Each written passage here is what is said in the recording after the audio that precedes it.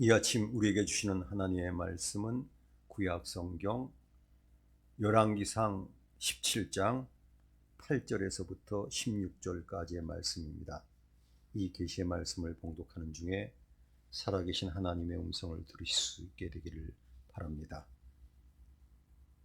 여호와의 말씀이 엘리야에게 임하여 이르시되, 너는 일어나 시돈에 속한 사르밧으로 가서 거기 머물라.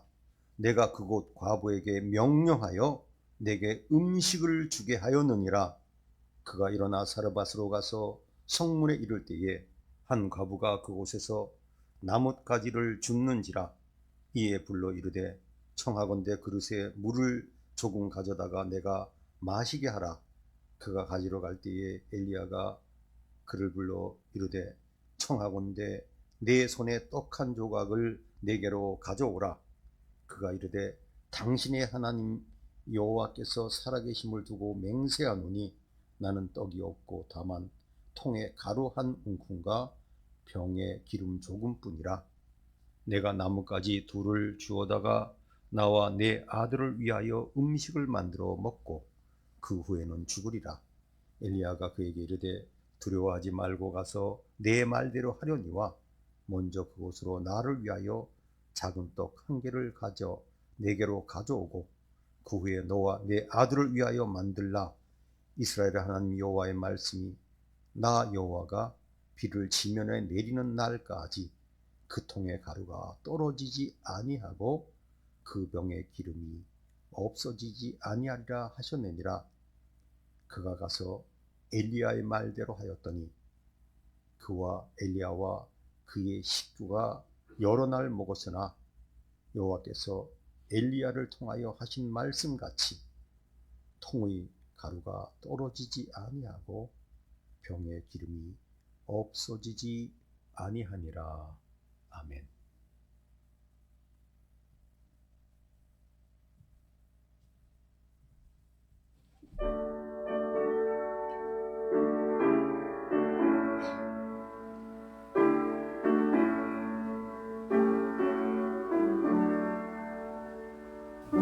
평생 살아오기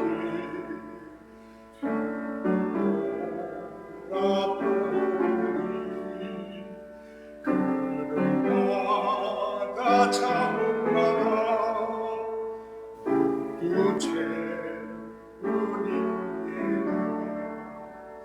이 죄를 사하신 주의 은혜 것이니 골고다의 언덕길 주님 바라봅니다.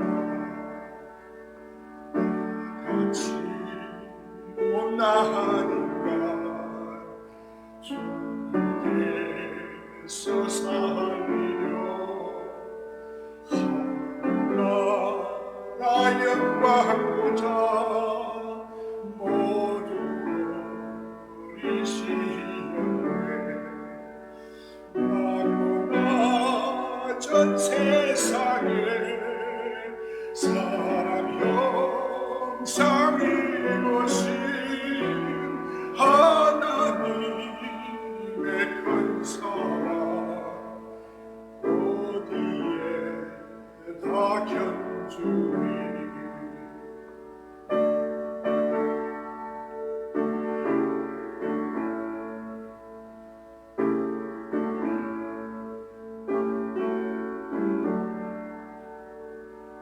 예수님 나의 주님 사랑의 주 하나님, 이제 나는 예수님만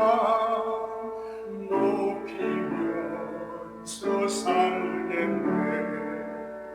나의 낮은 인생을 주와 동행하면서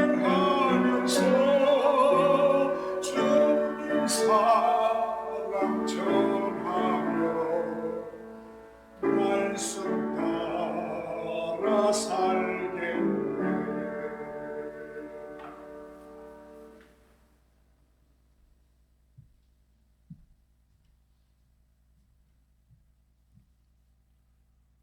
오늘도 교회에서 예배를 드리는 교우 여러분, 그리고 또 있는 곳에서 영상을 예배드리는 교우 여러분, 어려움이 클수록 하나님의 특별하신 은혜와 은총은 더 크다고 생각합니다. 우리가 그저 일상적인 삶을 살 때는 하나님의 은혜가 일상 수준에서 주어지기 쉽지만, 정말 한계에 부딪히고 우리 인간의 힘으로는 견디지 못할 때, 그때가 하나님의 역사가, 또 사회상 사람들이 이야기하는 기적이 일어나는 때라고 생각합니다. 오늘 말씀의 제목을 한번 보시죠. 사르밧의 기적.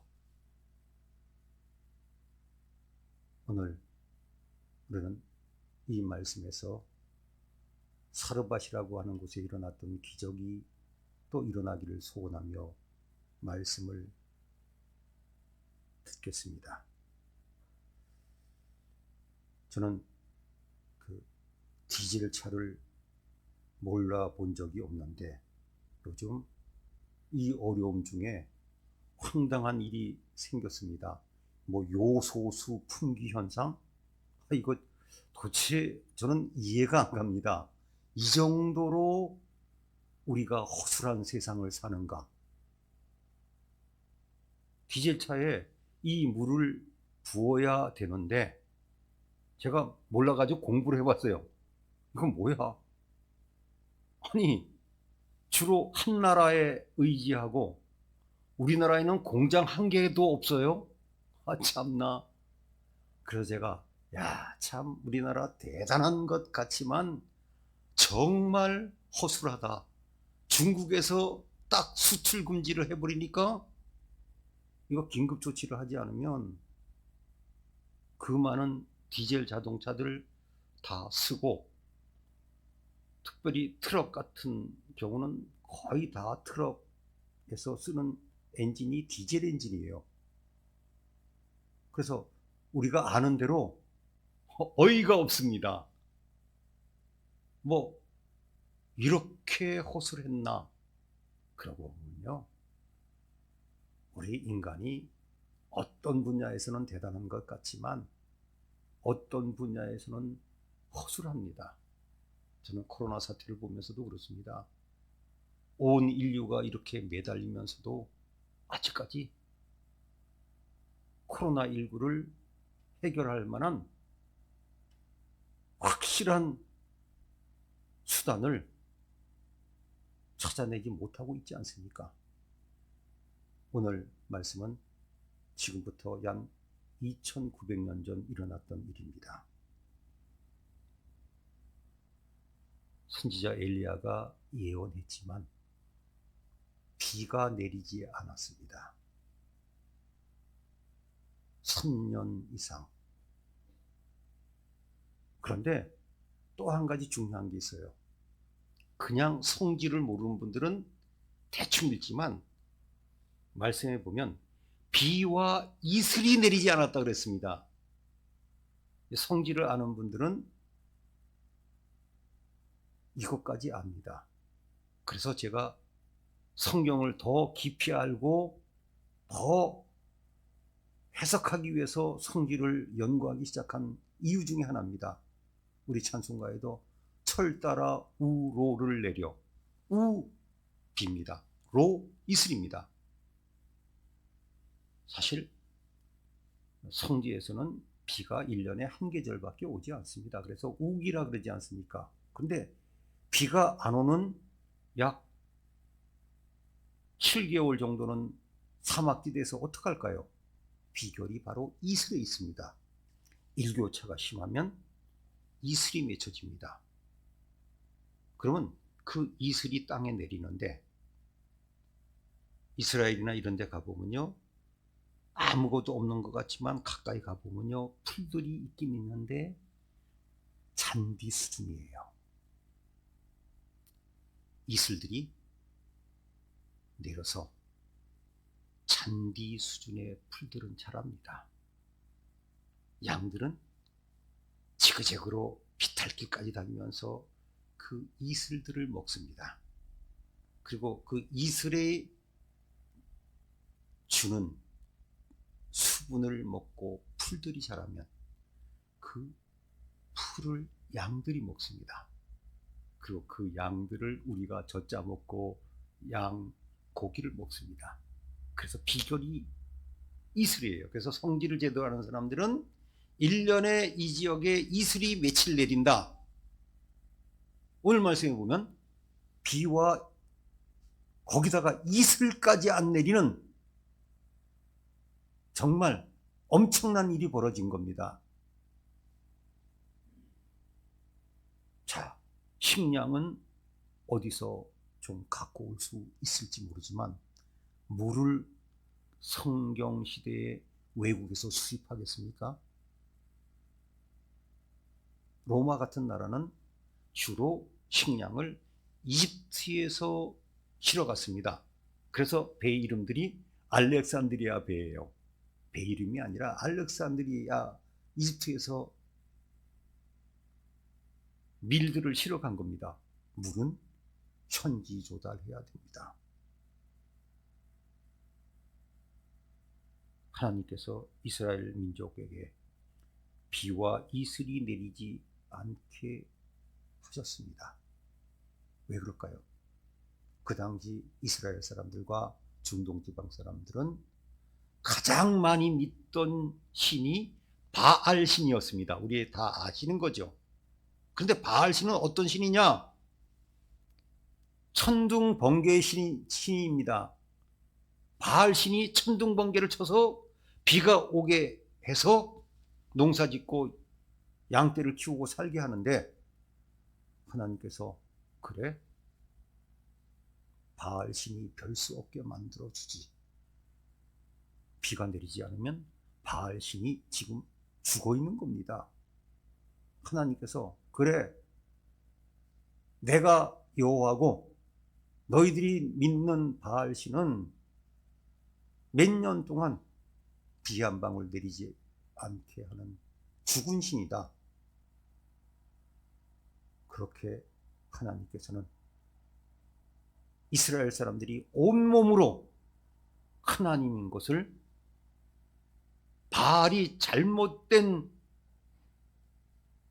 거짓 우상인 것을 알게 하시려고 이 방법을 쓰셨습니다.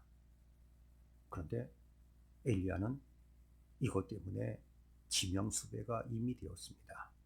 아합 왕이요, 부인 이세벨이 바알을 열심히 믿는 여인이죠. 이방 여인인데 이미 선지자들을 많이 잡아 죽였습니다. 그래서 피신길에 나섭니다. 누가 먹을 것을 주지 않습니다. 마실 것을 주지 않습니다. 그래서 하나님께서는 그리시네로 그를 이끄십니다. 이 그리시네는 물은 있습니다. 먹을 것은 말도 안 되는 기적을, 까마귀가 어디서 물어다가 갖다 주는 겁니다. 기적이죠. 물까지 가져다 줄 수는 없죠. 그런데 비가 안 오니까 그리시네가 완전히 말라버려서 마실 물이 없습니다. 물이 있는 곳으로 가야 되는데 하나님께서 지금 레바논에 있는 시돈이라고 하는 유명한 도시 옆에 사르밧이라고 하는 좀 작은 도시가 있는데 그곳에 가라. 그곳은 아직까지 물이 있습니다. 마실 물이. 그리고 먹을 것은 한 여인이 공급해 주겠다고 그를 보내십니다. 그래서 엘리야는 약 120km를 걸어서 그곳에 도착하게 됩니다. 최소한 3, 4일 걸었겠죠. 아마 거의 굶었을 겁니다. 그러면 이 사르밧이 어떤 곳인지 영상을 보실 텐데요. 이미 바이블랜드 TV에서 보여드렸지만 앞뒤 자르고 그 지역만 집중적으로 보여드리겠습니다. 이곳에는 1969년부터 1974년까지 고학 발굴이 이루어져서 성경시대의 유적이 확인되었습니다. 지금은 사라판트라고 하는 레바논의 마을이 있는 곳입니다. 이곳에는 중요한 두 곳의 유적이 발견되었는데 고대 거주였던 텔이 발견되었고 로마 시대의 항구가 발견이 되었습니다. 여기가 사르밧의 유적지 중에 하나인 칸타라 언덕입니다. 3년 전에 입구까지만 보고 바빠서 그냥 갔는데 3년 2개월 만에 다시 오게 되었습니다. 1969년부터 70 몇 년 사이에 이곳에서 발굴이 이루어져서 이렇게 남아 있습니다. 앞에 항구자리가 보이고 있는데 로마 시대 항구는 남쪽으로 조금 더 내려가면 있습니다. 지중해입니다. 멀리 시돈 지역이 보이고 있습니다. 여기가 로마 시대의 항구 에샥이라고 하는 곳입니다. 샥이라고 하는 것은 자른다는 아랍어에서 나왔다고 합니다. 저기 멀리 조금 전에 들렸던 칸타라 텔이 있습니다. 지금 여기가 로마 시대의 유적인데 처음에는 안 보였는데 지금 유적들이 보이고 있습니다. 지금 이것도 보시면 알겠지만 이렇게 인공적으로 팠던 것이 남아 있습니다. 지진이 나가지고 많은 시설물이 바닷속으로 가라앉았다고 하는데 지금 이것들은 그대로 남아 있습니다. 제가 헷갈린 것은 제가 가진 40년 전 모습과 이곳이 너무 다르기 때문입니다. 아마 40년 전에는 이 집이 없었던 것 같습니다. 이 지역이 사라판드, 즉 사르밧, 그곳의 항구가 되겠습니다. 지금 지중해입니다. 바위를 잘라가지고 인공으로 수로를 냈던 것을 볼 수가 있겠습니다. 네, 이곳은 지금 레바논에 있습니다. 저런 지역을 답사하기 시작하면 어려운 것이 제대로 된 설명을 해줄 사람이 현지에도 없고요. 여러 가지 자료를 조사해 가지고 가야 되는데 항구 같은 경우는 뭐 별 시설도 아닌데 군인 애들이 못 찍게 해가지고 처음에는 한번 찍었고 그 다음에는 영상을 못 찍었습니다. 그 뭐 조그만 어항인데 또 군인들이 뭐 못 찍게 하면 군인들 지시에 철저히 따라야 됩니다. 어쨌건 그런 씁쓸한 곳 있는 곳인데 저곳을 2번 가봤습니다. 어느 날 예수님께서 나사렛을 방문하셨습니다. 예수님께서 공생애를 시작하신 지 얼마 안 돼서 다른 곳에서도 전도하지만 내가 자란 곳에서 전도해야 되겠다고 생각하셔가지고 예수님은 나사렛에 가셔서 회당에서 설교하셨습니다. 근데 예수님께서는 말씀하십니다. 선지자가 고향에서는 환영 못 받는다. 그리고 예를 듭니다. 엘리야 시대에 이스라엘에 수많은 여인이 있었는데 하나님께서는 엘리야를 어느 이스라엘 여인에게 가서 좀 도움받으라고 얘기하지 않고 이방 땅 사르밧, 물론 신약성경은 사렙다라고 합니다. 똑같은 이름이죠. 발음이 좀 다르죠. 그 여인에게 보냈다. 기가 막히지 않냐? 어떻게 엘리야가 자기 민족에게는 도움받을 사람이 한 명도 없어서 이방 여인에게 도움받으러 갔다. 물론 이런 식으로 예수님께서 설교하시니까 나사렛 사람들이 자기 동네 출신 선지자인데 화가 나가지고 예수님을 강제로 잡아가지고 제법 떨어진 낭떠러지가 가지고 떨어 죽이려고 그랬어요. 참 사람들 악랄합니다. 물론 하나님께서 능력을 주셔서 그 사람들이 밀어 죽이려고 그랬지만 그냥 해치고 나오셔서 살아나셨습니다. 엘리야 시대로 가봅니다.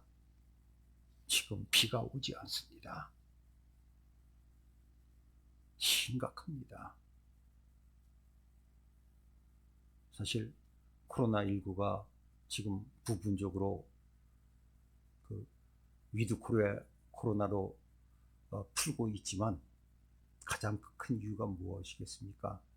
방역보다도 생활 때문에 풀어주는 것 아니겠습니까? 특별히 자영업자들 이 기간 동안 거의 가뭄과 같습니다. 지금 이 지역에는 비가 오지 않습니다. 이제 사르밧으로 갑니다. 가서 이제 그 성 입구를 갔는데 하나님께서 가라 그래서 갔는데 이 여인을 보고 하나님께서 예비한 사람이라고 알겠죠. 그래서 엘리야가 부탁합니다. 물 좀 한 그릇 갖다 달라. 물이야 갖다 줄 수 있죠. 그 다음 부탁합니다. 나 떡 작은 거 하나 좀 갖다 달라고. 그랬더니 엘리야가 인간적으로는 충격을 받을 것 같아요. 혼자 사는 여인입니다. 아들 하나 데리고. 근데 여기도 기근이 시작돼 가지고 이야기합니다. 우리 집에 떡은 없고, 죄송합니다, 이 떡이 빵이에요. 번역을 떡이라고 했지 이스라엘이나 성경에는 떡이 아니죠.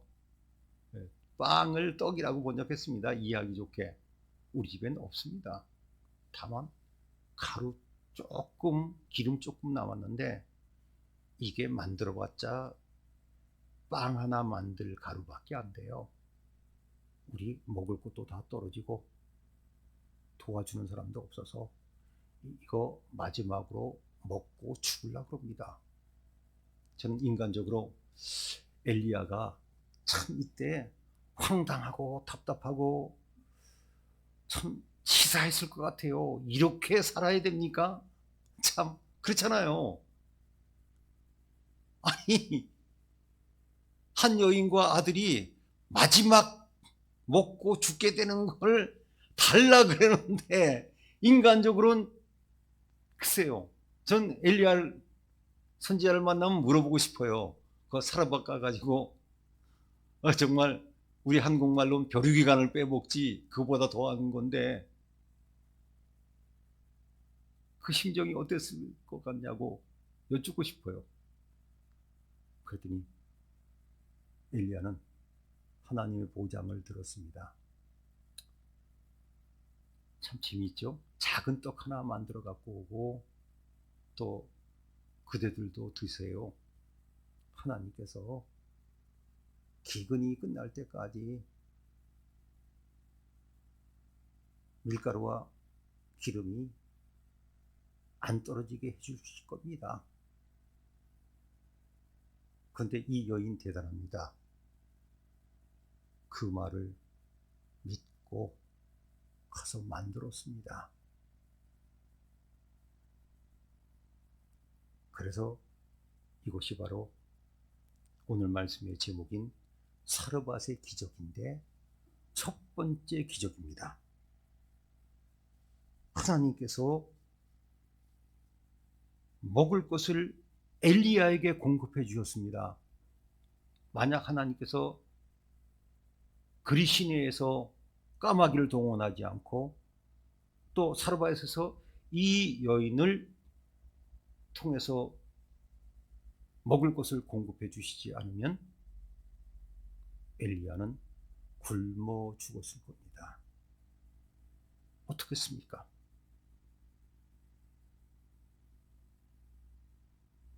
저는 출애굽을 계속 연구하고 얼마 전에 다큐를 만들면서 가장 무거운 짐을 벗었습니다.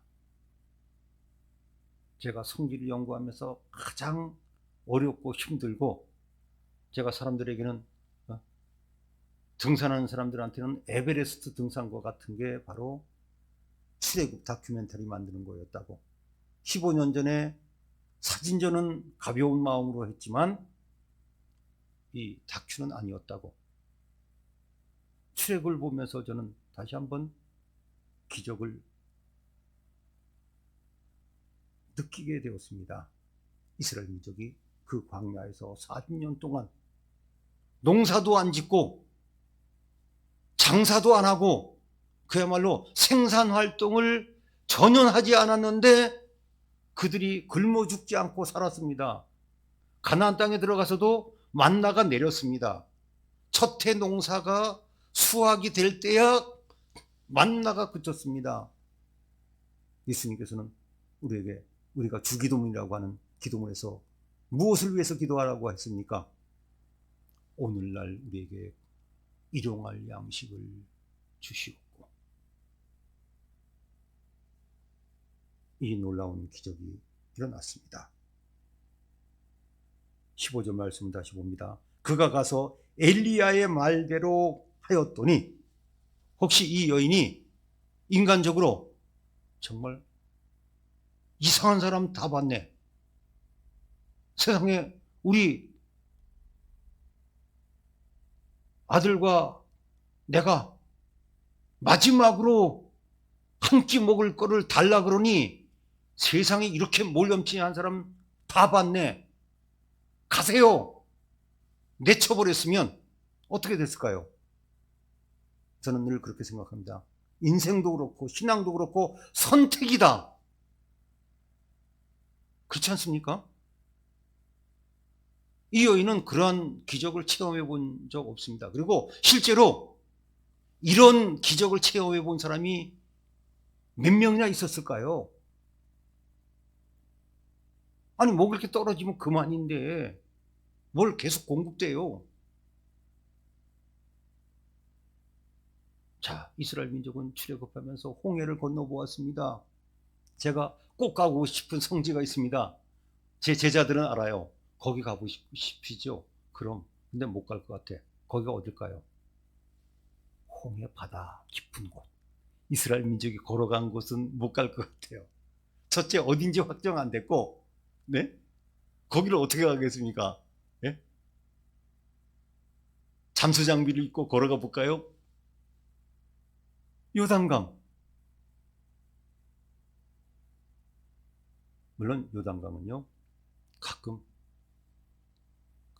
그 부근에 지진이 일어나가지고 멈춘 때가 여러 번이에요. 요단강의 기적은 그래서 홍해 기적보다는 비중이 좀 낮습니다. 가능하니까. 많지는 않지만. 그런데 또 한 번의 기적이 필요했습니다. 자, 이제 먹을 문제가 해결됐습니다. 꿈 같은 얘기죠. 저는 그렇게 생각합니다. 병원에 입원해도요, 병원비 걱정 없이 입원한 분들은 행복한 분들입니다.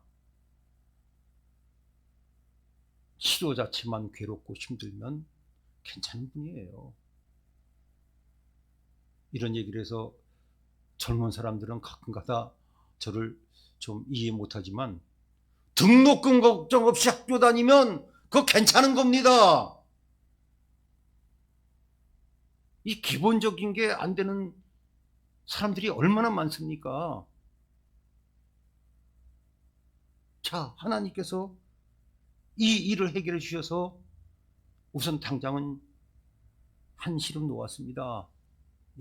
계속해서 기적적으로 밀가루가 생기고 기름 생기니까 먹는 걱정은 없어졌어요.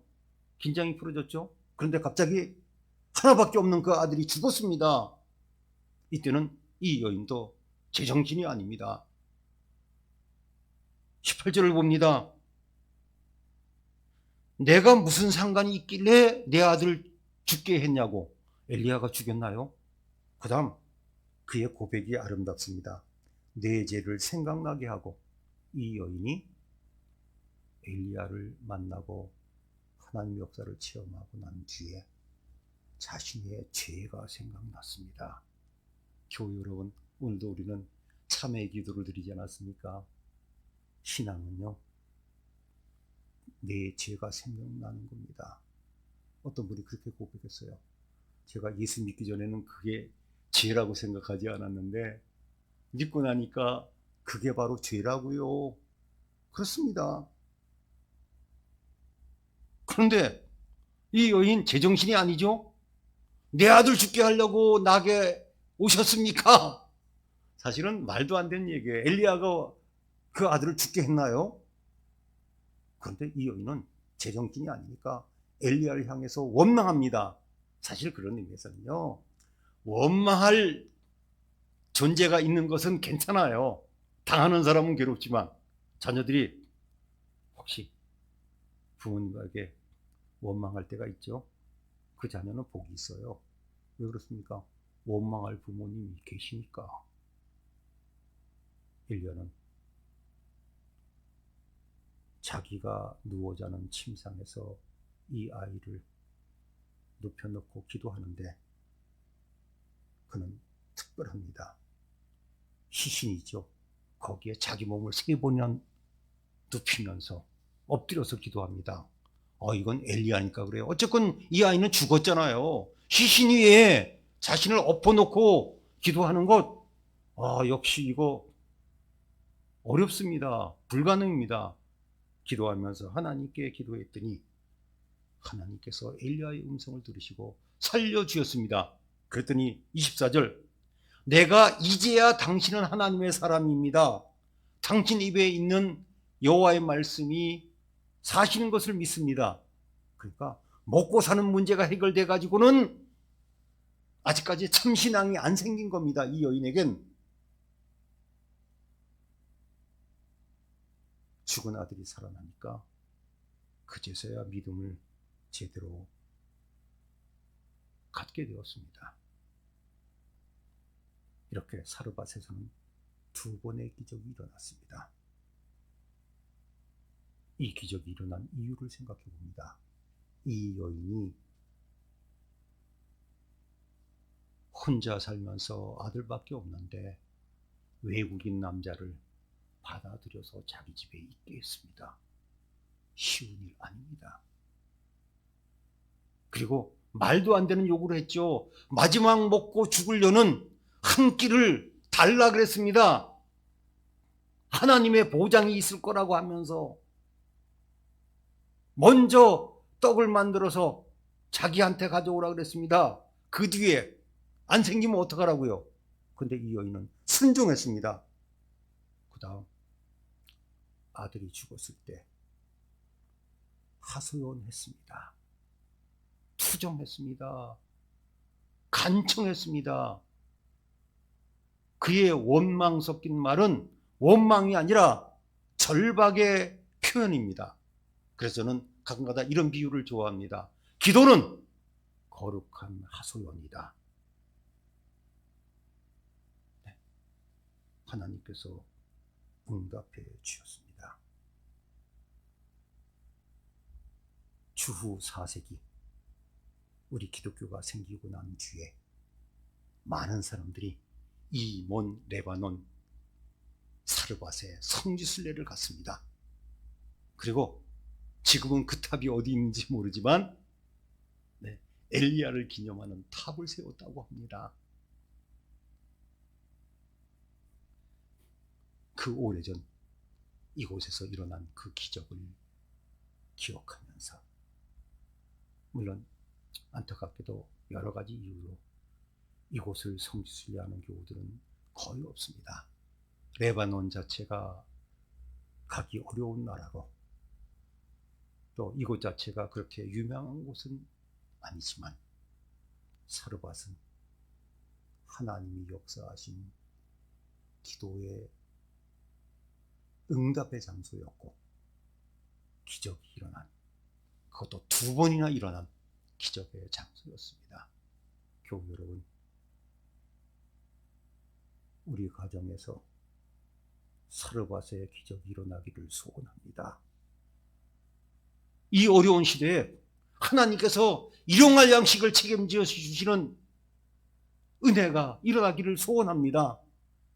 그리고 인간의 힘으로는 도저히 해결하지 못하는 아들이 죽은 그 사건을 부활시키는 하나님밖에 하실 수 없는 이 사르반의 역사가 우리 가정 속에서 일어나기를 소원합니다. 우리 교회 안에서도 그러한 역사가 지금까지도 일어났지만 앞으로도 계속해서 일어나기를 소원합니다. 정말 한 끼 먹고 마지막으로 죽으려고 하는 이 여인에게 하나님께서는 선지자를 보내셔서 그를 섬기게 하시고 그 가정을 살려주셨고 죽은 아들을 살려주시는 그 역사가 일어났습니다. 그야말로 이 엄청난 이 사르반의 역사가 하나님을 믿고 따르는 사람에게, 순종한 사람에게 계속해서 허락되어질 것입니다. 우리는 예수 믿고 하나님의 자녀가 되었습니다.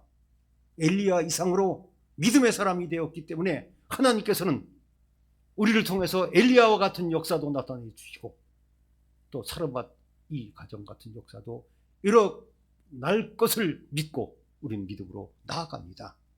아직까지 기근이 끝나지 않았습니다. 그러나 하나님께서 함께 하시면 오히려 기적의 역사가 일어날 것입니다. 기도하시겠습니다. 하나님 아버지, 은혜를 감사합니다. 오늘도 귀한 말씀 주셨습니다. 우리의 가정에, 우리 교회 속에서, 그리고 이 민족 속에서 사르밧의 역사가 일어나게 해 주시옵소서. 예수님께서도 예를 든 그 놀라운 역사가 일어나게 해 주시옵소서. 사르밧의 역사를 말씀하신 예수님의 이름으로 기도하옵나이다. 아멘.